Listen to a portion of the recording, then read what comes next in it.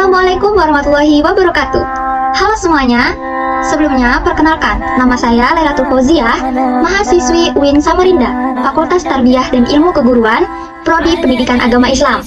Di sini, saya akan membahas mata pelajaran Pendidikan Agama Islam dan Budi Pekerti untuk SMA kelas 12. Di sini, saya mengambil bab 6, yaitu pernikahan dalam Islam. Di sini, saya sudah mencantumkan dokumentasi dari bab pernikahan, yaitu ada ijab kabul, walimatul ursyi, dan buku nikah. Langsung saja kita masuk ke dalam pendahuluan, di mana semenjak tercipta Nabi Adam alaihi salam, naluri cinta pada dasarnya bersemayam dalam lubuk hati setiap manusia.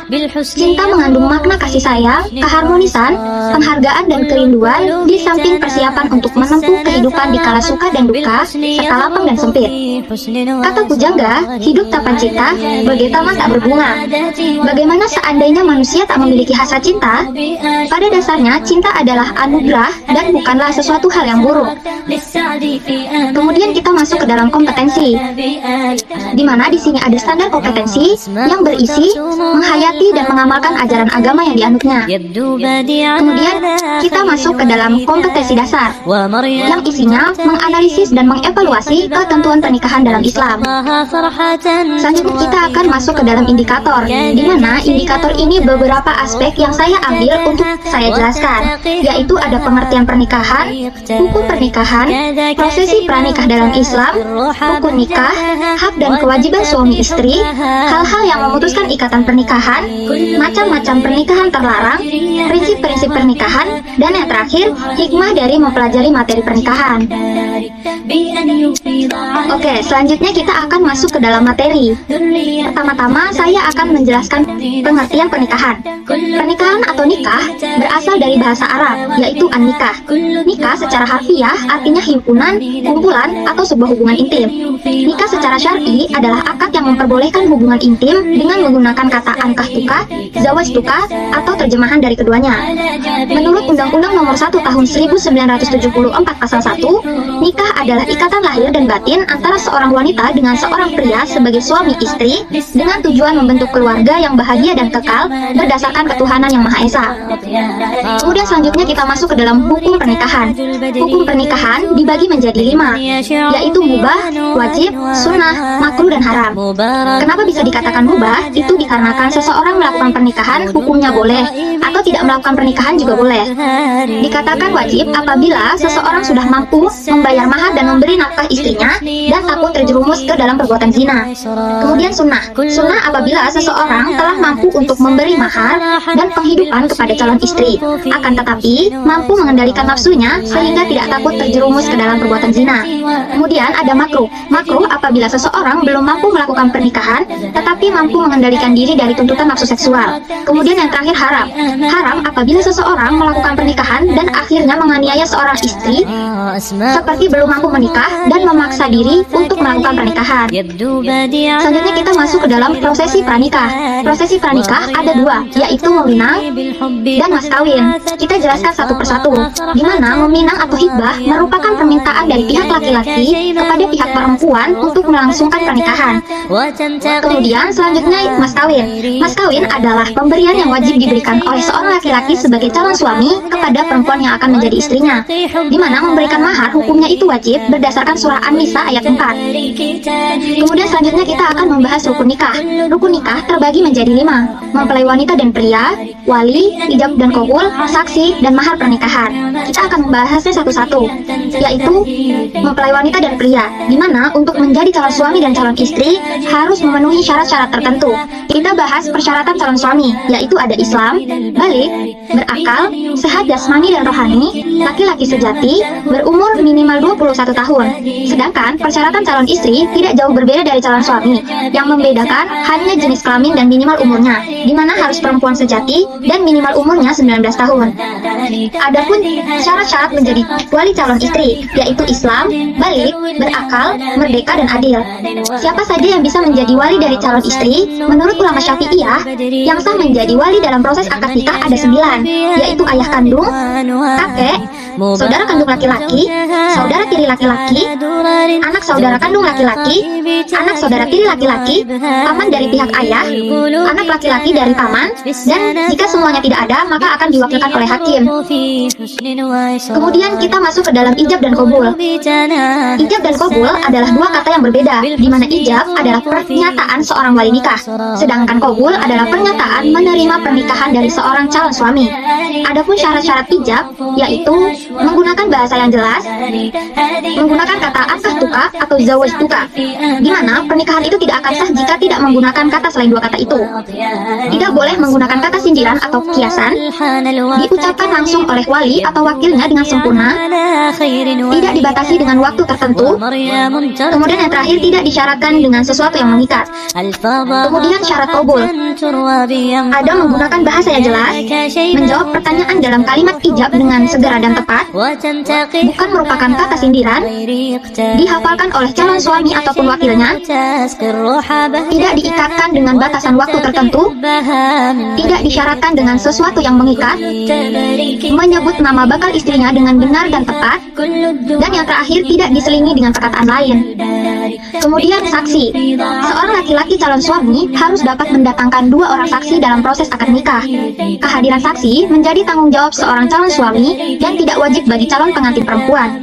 Tujuan kehadiran 2 orang saksi ini, di samping untuk mengetahui keabsahan proses akad nikah, juga untuk memberi persaksian bahwa seorang calon suami laki-laki adalah seorang jenaka, duda, atau sudah beristri, dan jika sudah beristri belum melebihi dari 4 orang wanita. Kemudian yang terakhir mahar pernikahan, di mana yang sudah dijelaskan tadi bahwa mahar pernikahan adalah pemberian yang wajib diberikan seorang laki-laki sebagai calon suami kepada perempuan yang akan menjadi istrinya. Kemudian kita masuk ke dalam walimatul ursi.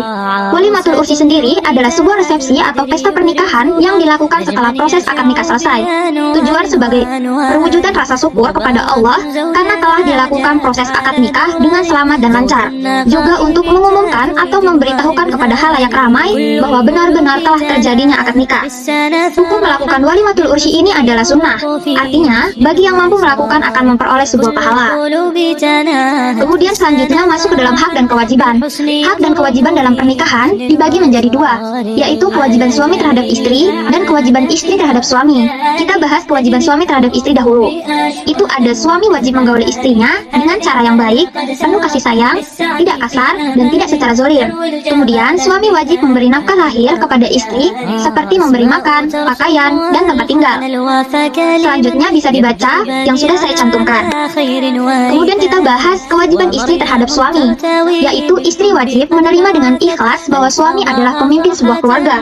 Kemudian istri wajib menaati suaminya selama tidak dalam kemaksiatan.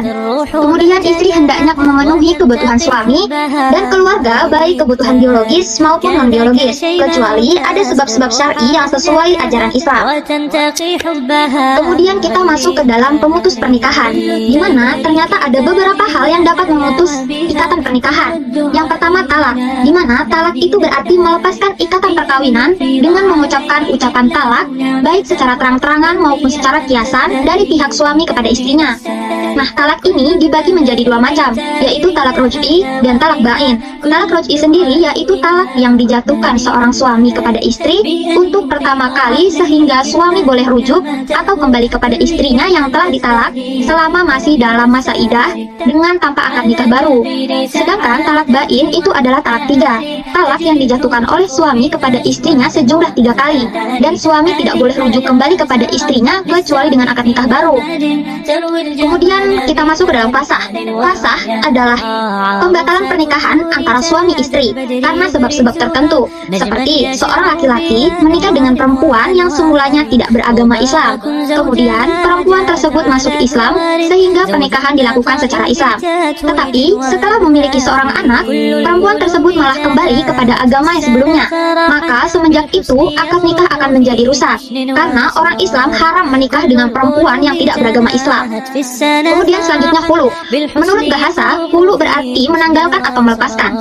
Dalam ilmu fikih, khulu adalah talak yang dijatuhkan suami kepada istri atas permintaan dari istri dengan jalan tebusan dari pihak istri, dengan jalan mengembalikan mas kawin kepada suaminya, atau dengan memberikan sejumlah uang harta yang disetujui oleh mereka berdua. Kemudian selanjutnya li'an. Li'an adalah sumpah seorang suami yang menuduh istrinya berzina dan suami tidak dapat mengajukan 4 orang saksi yang melihat istrinya berzina.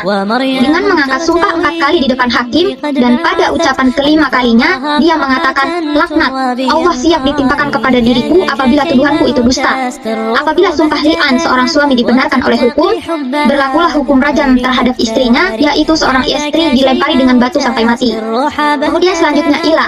Ila berarti sumpah suami yang mengatakan bahwa ia tidak akan meniduri istrinya selama 4 bulan atau lebih, atau dalam masa yang tidak ditentukan. Kemudian yang terakhir adalah zihar, di mana zihar adalah ucapan suami yang menyerupakan istrinya dengan ibunya. Seperti suami berkata kepada istrinya, punggungmu sama dengan punggung ibuku. Ungkapan ini merupakan bentuk talak secara kinayah, talak secara tidak terang-terangan. Jika suami mengucapkan kata-kata tersebut dan tidak melanjutkannya dengan mentalak istrinya, seorang suami wajib membayar kafarat dan haram menggauli istrinya sebelum kafarat dibayar. Kemudian kita masuk ke dalam pernikahan terlarang. Ternyata dalam Islam ada beberapa macam pernikahan terlarang. Di sini saya mengambil 6 contoh pernikahan terlarang. Yang pertama ada pernikahan semahram. Mahram adalah seorang perempuan yang haram dinikahi oleh seorang laki-laki. Ada 3 macam mahram, yaitu mahram karena keturunan, mahram karena perkawinan, dan mahram karena sepersusuan. Kemudian yang kedua ada pernikahan sigar. Pernikahan sigar adalah pernikahan silang. Artinya, seseorang menikahkan anak perempuannya kepada seorang laki-laki dengan syarat seorang tersebut menikahkan anak perempuannya dengan seorang anak laki-lakinya. Kemudian yang ketiga pernikahan tahlili, di mana pernikahan tahlili ini adalah menikahnya seorang laki-laki dengan seorang perempuan yang sudah ditalak 3 oleh suami sebelumnya. Pernikahan ini dilakukan secara rekayasa dengan tujuan agar mantan suami dapat menikah kembali dengan seorang perempuan yang sudah bercerai dengan talak ba'in kubro atau talak 3 setelah habis masa iddah. Kemudian yang keempat, pernikahan mut'ah. Nikah mut'ah disebut juga dengan nikah kontrak. Pernikahan ini hukumnya haram, karena di samping pernikahan dilakukan hanya semata-mata untuk bersenang-senang dan dibatasi dengan waktu tertentu, juga pernikahan ini memperlakukan seorang wanita seperti barang. Kemudian yang kelima, pernikahan masih dalam masa iddah. Seorang perempuan yang dicerai oleh suami memiliki masa iddah. Iddah adalah masa menunggu seorang perempuan yang tidak boleh menerima pinangan seorang laki-laki, sehingga seorang perempuan dilarang untuk menikah dengan seorang laki-laki sampai habis masa iddahnya. Kemudian yang terakhir yaitu pernikahan beda agama. Menikah dengan seorang perempuan yang musyrik atau kafir hukumnya dilarang dalam Islam, sehingga haram apabila dilakukan oleh umat muslim karena Allah Subhanahu wa taala. Kemudian kita masuk ke dalam prinsip pernikahan, di mana prinsip pernikahan di sini ada 4, yaitu yang pertama prinsip sakinah, mawadah, warohmah. Sakinah secara bahasa berarti tentram, mawadah secara bahasa berarti cinta kasih, dan rahmah berarti kasih sayang. Istilah tersebut menggambarkan perasaan batin manusia yang sangat luhur dan penuh nilai-nilai spiritual. Semuanya terbentuk dari suasana hati yang penuh keikhlasan dan kerelaan berkorban demi kebahagiaan bersama. Kemudian yang kedua, ada prinsip musya'arah bil ma'ruf, di mana ini seorang suami terhadap istri dalam bergaul dalam kehidupan sehari-hari harus secara sopan dan santun. Keduanya saling memuliakan dan menghormati, sehingga dalam lingkungan keluarga terwujud suasana kehidupan yang sakinah warohmah. Yang ketiga yaitu prinsip musawamah atau kesejajaran untuk saling melengkapi dan saling melindungi. Setelah seorang laki-laki melakukan ijab dan qabul dalam akad nikah, sudah mulai berperilaku prinsip musawamah, yakni prinsip kesejajaran untuk saling melengkapi dan saling melindungi. Kemudian yang terakhir ada prinsip musyawarah, di mana dengan prinsip musyawarah di antara suami dengan istri secara baik, setiap persoalan memperoleh penyelesaian yang terbaik, karena tidak ada persoalan yang tidak dapat diselesaikan. Kemudian kita masuk yang terakhir yaitu hikmah pernikahan, di mana hikmah pernikahan itu dapat kita ambil. Yang pertama dapat meningkatkan ibadah kepada Allah Subhanahu wa taala, kemudian dapat memenuhi kebutuhan biologis secara sah dan halal, dan yang terakhir dapat membentuk keluarga yang islami. Kemudian kita masuk ke dalam pengembangan, di mana pengembangan ini berisi data diri saya. Saya memiliki moto, doakan apa yang kamu kerjakan dan kerjakan apa yang kamu doakan. Oke baik, sudah sampai di penghujung penjelasan saya. Terima kasih bagi yang sudah mendengarkan, dan semoga ilmu yang sudah saya berikan dapat bermanfaat di kemudian harinya.